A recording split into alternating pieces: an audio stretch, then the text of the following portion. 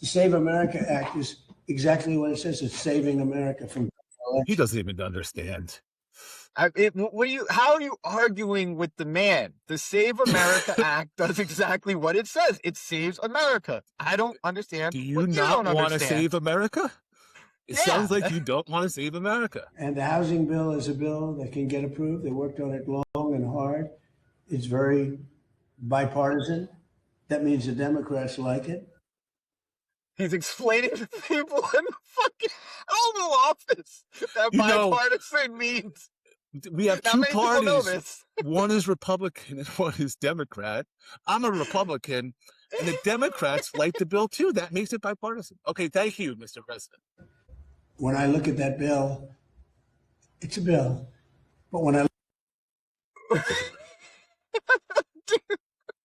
No one can say that the president is not at the top of his game. I mean, listen to him. Listen to the way he's able to. Listen to the way he's able. It's a bill. The Save America Act saves America. What it says it's gonna do. Saves America. Duh. Hey guys, welcome back. I don't know if you know this, but Americans are kind of going through an affordability crisis for like the past 5 to 6 years. And Congress has finally come together to pass a bipartisan affordable housing bill to cut red tape and to build some more homes. Sounds great, right? Well, Trump thinks it's a big yawn. But before we get into that, if you guys end up enjoying, don't forget to like, comment, share, and subscribe. We're on the journey to get to 1,000 subscribers and use your help to get there. So, Nick, you want to set this up while I pull it up? Yeah, so Congress, as David said, passed a bipartisan housing bill, and Trump spiked it, essentially. He said that he won't sign the legislation unless the Save America Act is tied to the legislation or is essentially passed first. So we'll watch a video of Trump getting into it. What are your plans for the housing bill, Mr. President? I don't know. I think Yo, he hates his job so fucking much, dude. I don't know. Dude, he hates doing this. So unimportant by compared to the Save America. It's so unimportant to him, right? Because time out. I'm sorry. An American president just says affordable housing is so unimportant compared to the Save America Act. Well, like, right. It's crazy. And the Save America Act is important to him because the midterms are coming. He knows he's losing, right? Like he knows the Republicans are really unpopular. The Democrats are poised to take back the House and maybe the Senate. And then his life becomes more difficult, right? They're going to investigate him and his family and you know, his cabinet, etc. And yada. All that stuff. So he's trying to protect that. And he believes, which I think is incorrect, that the Save America Act is going to help Republicans win elections because it's going to disenfranchise a number of Democratic voters, which I don't think is going to have that effect. But anyway, that's why he's doing this, right? Like, let's just call it a spade a spade. Right. Well, I don't know. I think it's so unimportant by compared to the Save America Act. I think the Save America Act is exactly what it says. It's saving America from election. He doesn't even understand. How are you arguing with the man? The Save America Act does exactly what it says. It saves America. I don't understand. Do you not want to save America? It sounds like you don't want to save America. And the housing bill is a bill that can get approved. They worked on it long and hard. It's very bipartisan. That means the Democrats like it. He's explaining to people in the fucking Oval Office that bipartisan means. We have two parties. One is Republican and one is Democrat. I'm a Republican, and the Democrats like the bill too. That makes it bipartisan. Okay, thank you, Mr. President. I think it's maybe even it's probably maybe more that way. They're getting things that I wouldn't necessarily agree to. Nobody knows more than housing in the history of the presidency. Nobody did well like me in housing. I made a lot of money. I made a lot of money with housing. But when I look at that bill, it's a bill. But when I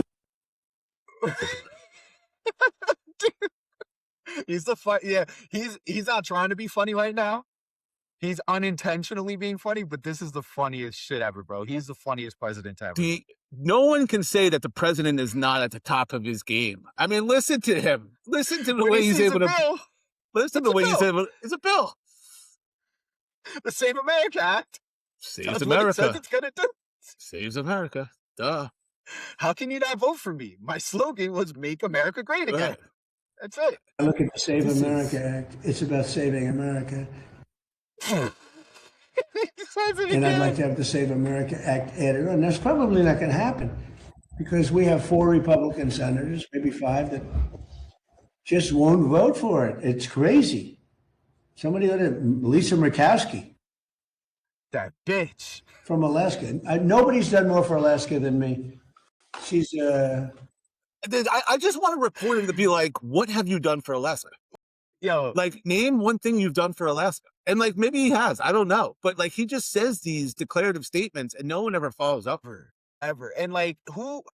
He would say, like, where are you from? Where are you from? And they'll be like, ABC News. He goes, terrible. Like, fake news. I've done more for Alaska than anybody else. And then he would move on to the next question, but at least put him on the spot. Nick and I were talking before this, and I said, you know, in my close to 40 years of life, I've never said I know more than anything about anybody about anything, bro. I've never fucking said that because like that just doesn't make sense. There's billions of people on this planet, and people specialize in things like, and he just says that shit about everything. He knows more and he's done more than anybody has ever done for, and it's, you're not an egomaniac narcissist, but here's the thing. He said he knew so much about nuclear because his uncle was a professor at MIT. I mean, that takes the cake. But anyway. Yeah. So again, these motherfuckers don't care about you. So what's the They reaction? do not. What's the reaction on the Hill to this legislation not getting passed? So Troy Nehls, congressman from Texas. Quick, how do House Republicans make the case that you're fighting for affordability when you go back to your districts? Affordability? What are you talking about? Well, affordability is the... Yeah, just the biggest fugats. like that's so crazy in this day and age. Dude. I'm gonna go there tomorrow. Over the 4th. I'm gonna get me a couple big lobster tails. I'm gonna get me some nice ribeyes. I'm gonna sit in my backyard with my family, my neighbors. And we're going to be enjoying the 4th, celebrating 250 years, the birthday. Propaganda, and then he goes on to say the straight and everything, but it's a temporary issue. You think the 60% of Americans who are living paycheck to paycheck can afford lobster tails and ribeyes and all of that? Maybe not. Maybe the 60% of America don't work as hard as I do either. I mean, I don't know.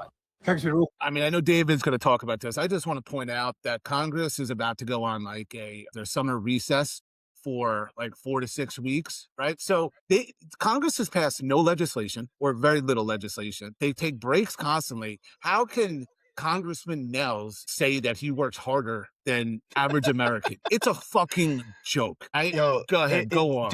No. Do yourself a favor at home, right? And look up Congress's schedule, right? It looks like an NBA schedule. An NBA schedule for someone that's like resting, you know, like someone that's, yeah. Like they're literally they're in office for like 2, 3, 4 weeks, maybe I think their longest stretch in office is like 7 weeks, and then they're gone for like 2 or 3 weeks. Constantly. They constantly have summer breaks, bro. They have summer breaks, winter breaks, early winter breaks, Christmas breaks, Thanksgiving. Like they just have nothing but breaks. Yo, lobster tail could go anywhere from like $20 frozen to like $70 top of the line a pound.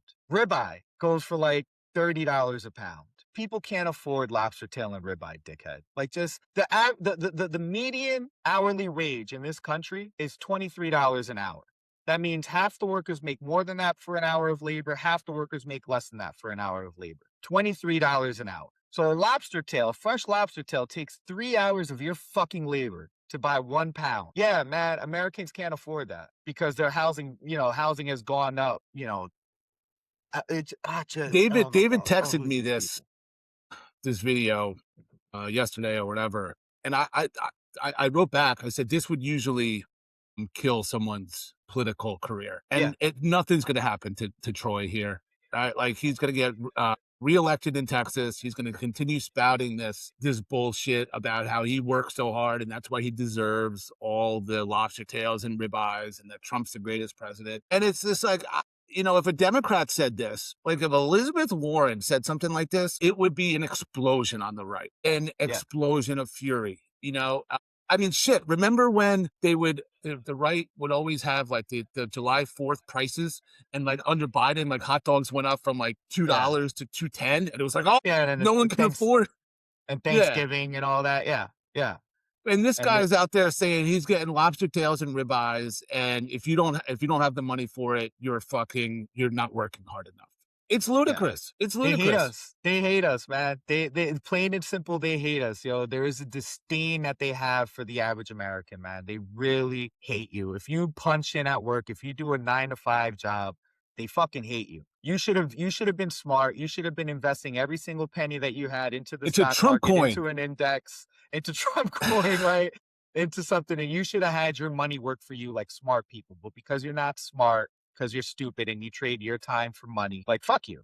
Like, that's how they feel about people who trade their time for money. I'm one of them, right? Like, I'm like that. We're all one of them for the most part. If your money isn't at such a scale that your money is able to just bear enough interest that you're able to pull a fucking $1 million, $2 million a year from the interest, they don't give a fuck about you. Fuck. Yeah, and the thing is, like the with Nels, like the only response to this is to vote him out. And I don't think that's going to happen in the Texas district that he's at. So he's going to continue spouting this bullshit. And, here we are. So we're working hard for the American. Unempathetic, just garbage. And I guess it helps them, works for them, especially in these bright red districts. It makes you sad, dude. It just makes you sad. Just for humanity in general, just to have that type of response of, I'm going to go home to lobster tail, to the Americans that are worried about affordability. Well, affordability, I'm going to have lobster tail and ribeye. Yeah. And you skipped over it, but if anyone's watching, you should listen to that whole clip, because he talks about the 250th birthday of the U.S. and he also throws in, and the greatest president of all time, Donald J. Trump. That's what he's going to be celebrating. I told him, I said propaganda. Yeah, that's true. Anyway, well, hopefully you guys enjoyed this episode. If you did, don't forget to like, comment, share, and subscribe, and we will talk to you guys soon. Peace.